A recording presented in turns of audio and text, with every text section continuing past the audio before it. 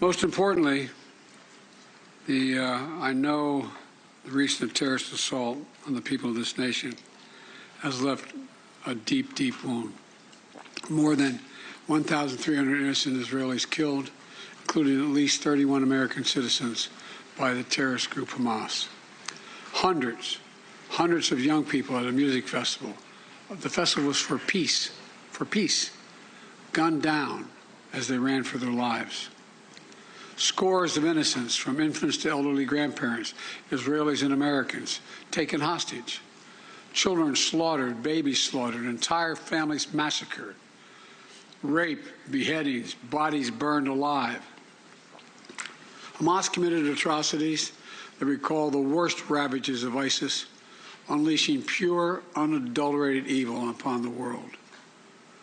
There's no rationalizing it, no excusing it, period. The brutality we saw would have cut deep anywhere in the world, but it cuts deeper here in Israel.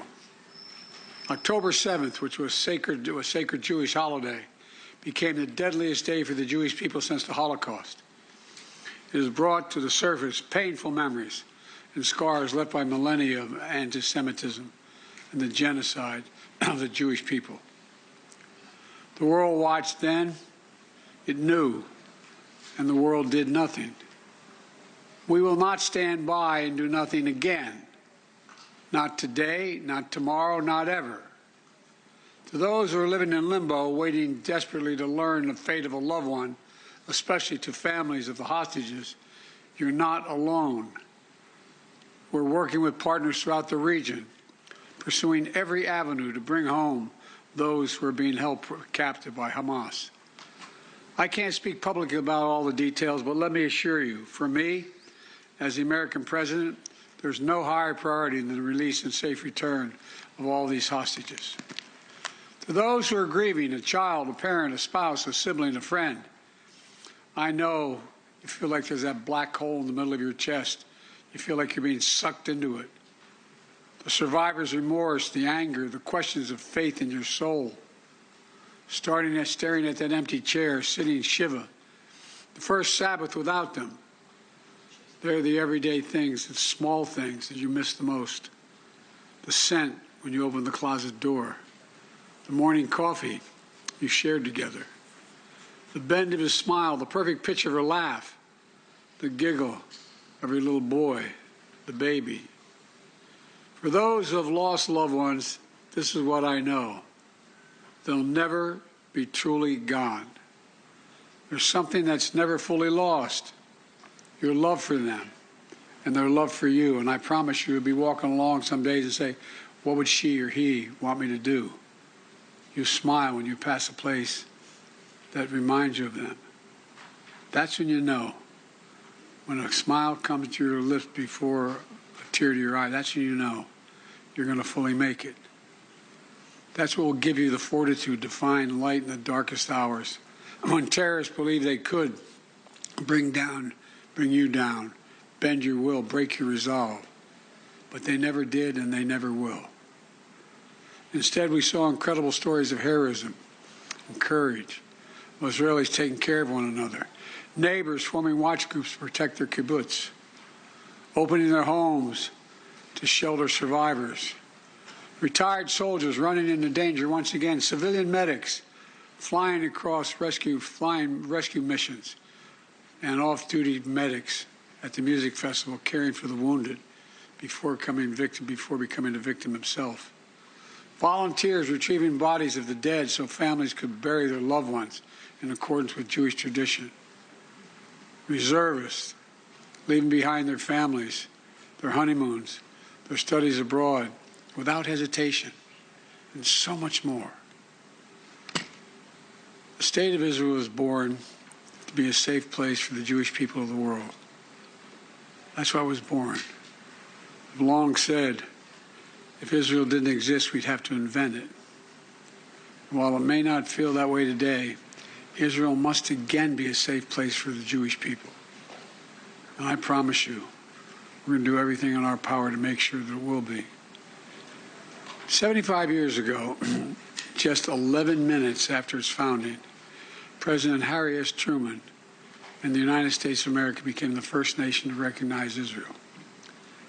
We've stood by your side ever since. We're going to stand by your side now. My administration was in close touch with your leadership from the first moments of this attack. We're going to make sure you have what you need to protect your people, to defend your nation. For decades, we've ensured Israel's qualitative military edge.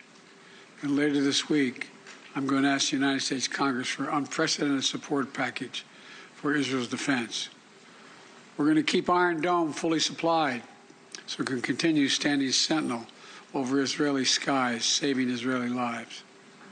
We've moved U.S. military assets to the region, including positioning the USS Ford Carrier Strike Group in the Eastern Mediterranean, with the USS Eisenhower on the way to defer further aggression against Israel and to prevent this conflict from spreading. The world will know that Israel is stronger than ever. And my message to any state or any other hostile actor thinking about attacking Israel remains the same as it was a week ago. Don't. Since this terrorist attack took place, we've seen it described as Israel's 9/11.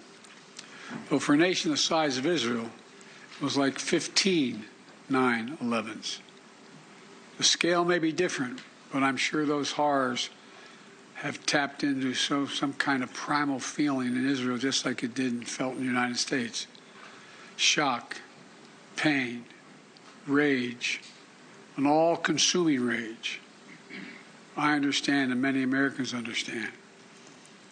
You can't look at what has happened here to your mothers, your fathers, your grandparents, sons, daughters, children, even babies, and not scream out for justice. Justice must be done. But I caution this: while you feel that rage, don't be consumed by it. After 9/11, we were enraged in the United States. While we sought justice and got justice, we also made mistakes. I'm the first U.S. president to visit Israel in time of war. I've made wartime decisions. I know the choices are never clear or easy for the leadership. There's always cost, but it requires being deliberate. It requires asking very hard questions. It requires clarity about the objectives and an honest assessment about whether the path you're on will achieve those objectives. The vast majority of Palestinians are not Hamas. Hamas does not represent the Palestinian people. Hamas uses innocent families in Gaza as human shields, putting their command centers, their weapons, their communications tunnels in residential areas. Palestinian people are suffering greatly as well. We mourn the loss of innocent Palestinian lives like the entire world. I was outraged and saddened by the enormous loss of life yesterday in the hospital in Gaza. Based on the information we've seen to date, it appears the result of an errant rocket fired by a terrorist group in Gaza. The United States unequivocally stands for the protection of civilian life during conflict, and I truly grieve for the families who were killed or wounded by this tragedy. People of Gaza need food, water, medicine, shelter. Today I asked the Israeli cabinet, who I met with for some time this morning, to agree to the delivery of life-saving humanitarian assistance to civilians in Gaza, based on the understanding that there will be inspections and that the aid should go to civilians, not to Hamas. Israel agreed the humanitarian assistance can begin to move from Egypt to Gaza. But let me be clear: if Hamas diverts or steals the assistance, they will have demonstrated once again that they have no concern for the welfare of the Palestinian people. And it will end. As a practical matter, it will stop the international community from being able to provide this aid. We're working in close cooperation with the government of Egypt, the United Nations, and its agencies like the World Food Program and other partners in the region to get trucks moving across the border as soon as possible. Separately, I ask Israel that the global community demand that the International Red Cross be able to visit hostages. I just demanded that the United States fully supports. Today, I'm also announcing $100 million in new U.S. funding for humanitarian assistance in both Gaza and the West Bank. This money will support more than 1 million displaced and conflict-affected Palestinians, including emergency needs in Gaza. You are a Jewish state. You are a Jewish state, but you're also a democracy. And like the United States, you don't live by the rules of terrorists. You live by the rule of law.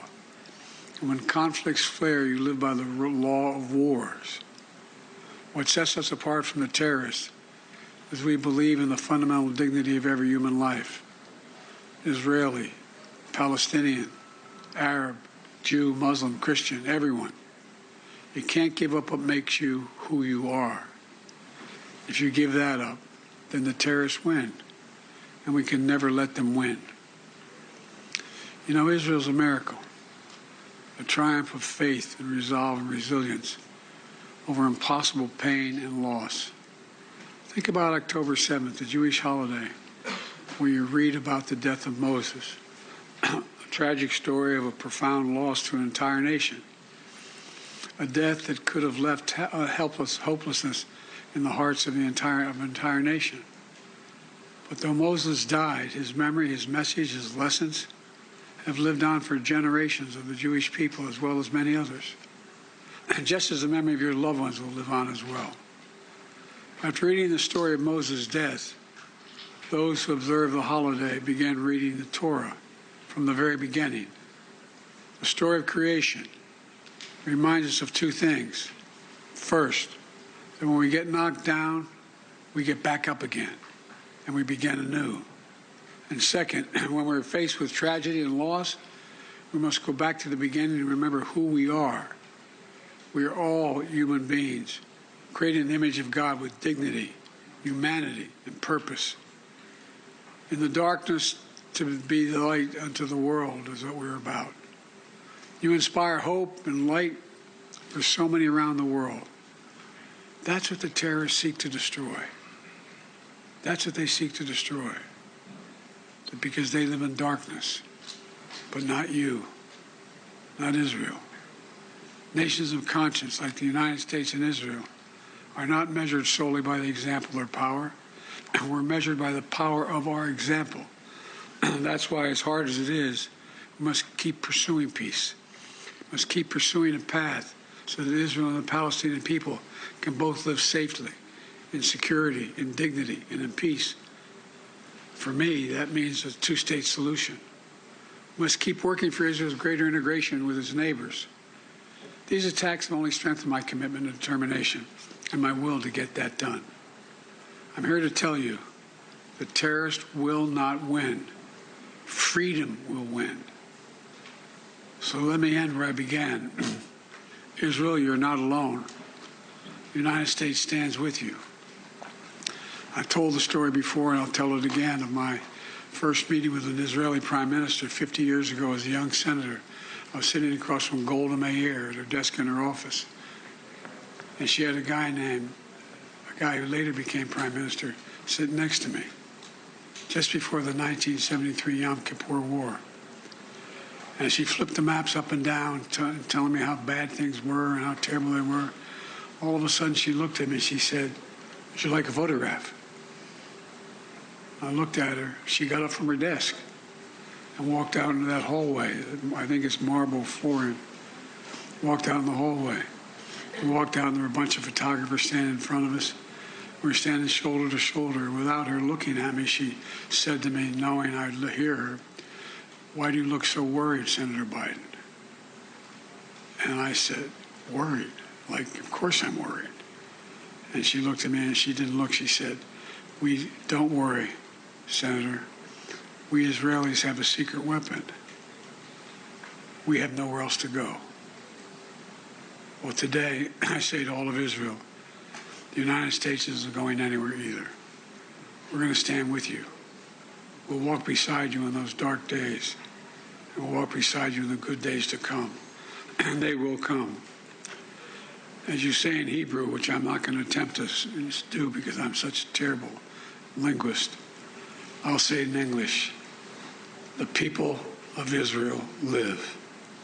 The people of Israel live. Israel will be safe, secure, Jewish, and democratic state today, tomorrow, and forever. May God protect all those who work for peace. God save those who are still in harm's way. Thank you very much. Thank you for watching. Go to newsnationnow.com to find NewsNation on your television provider. And don't forget to click the red subscribe button below to get more of NewsNation's fact-driven, unbiased coverage.